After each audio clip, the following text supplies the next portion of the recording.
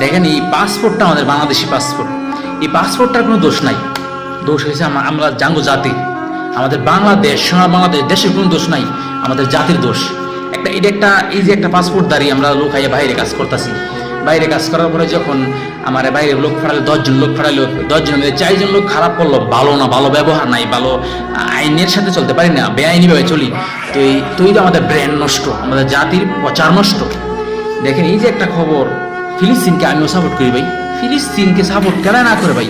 তার জন্য এরম যে 30 লক্ষ প্রবাসী আমরা সৌদি আরবে জব করি, 30 লক্ষ, সীমিত হোক বেশি হোক, 30 লাখ প্রবাসীকে, এই লোকগুলাকে আপনি বাংলাদেশের সম্ভব বেতন দেওয়ার? তারা যদি কয় ইক্ষণে যদি কয় বার করে দেয়, ইক্ষণ যদি গার দেখা দিয়ে বার করে দেয়, আপনি আর আমি একটা পশম ছিঁড়ার ক্ষমতা আছে? ছিঁড়ার ক্ষমতা নেই ভাই।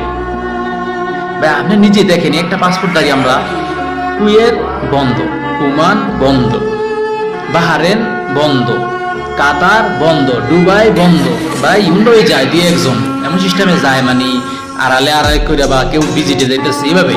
দেখেন একমাত্র একটা সম্ভব যেন আমাদের সৌদি আরবটাই রয়েছে, তারা আমাদেরকে একটু হিসাবকে আমি মনে ভাবি যে তারা আমাদেরকে দয়া করতেছে, কারণ এভরিথিং সব বন্ধ করে লেছে ভাই। আজকে 10 বছর, আজ 25 বছর ধরে দেখি যে বেতন আমাদের বাংলাদেশি প্রবাসী ভাইরা যারা ক্লিনার দেয় 400 টাকা 500 রিয়াল বেতন, তাদেরকে এই ব্যাপারে কিছু করেন পারলে, এটা তো করতে পারতেছেন না।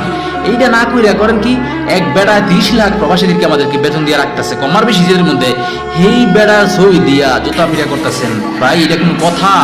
ভাই এটা তো খারাপ ভাষায় বলতে গেলে আমাদের 30 লাখ বাংলাদেশি প্রবাসীর পাশায় লাথি মারলেন, আর কি পাশায় লাথি মারলেন, এটা তো আপনার ছোট দিচ্ছেন না ভাই। কোনো আইসে গেছে ভাই, আমাদের পার্শ্ববর্তী দেশ দেখেন, পাকিস্তান, ইন্ডিয়া, ভারত, নেপাল, তারাও তো নিয়ে হয় পারে না ভাই। এটা কি ধরনের কথা ভাই?